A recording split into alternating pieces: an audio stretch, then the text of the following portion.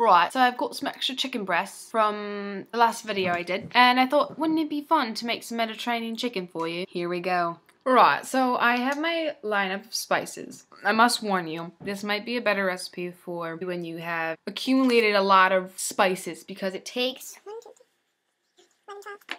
13 different spices to make this recipe. And then some olive oil for frying it up in the skillet, or in the oven works too. Right, so let's get started. You want to start with the cutest little bowl you can find. Start off by getting your oven preheated to 350 if you're baking the chicken, or get a big pan with some olive oil in it. Just preheat it like a minute before you're ready. You're gonna add 1.5 teaspoons of sea salt. Next, you want to add a teaspoon of dried basil. The rest of this container. You're gonna add a teaspoon of crushed rosemary. Crush it. Next up, you're gonna add half a teaspoon garlic powder, a half a teaspoon of ground mustard,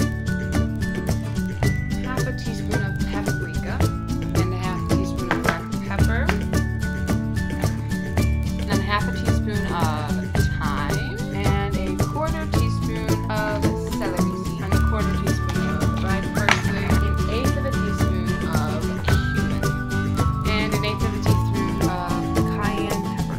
And the last thing is a little pinch of crushed red pepper. That's it. Pretty cool.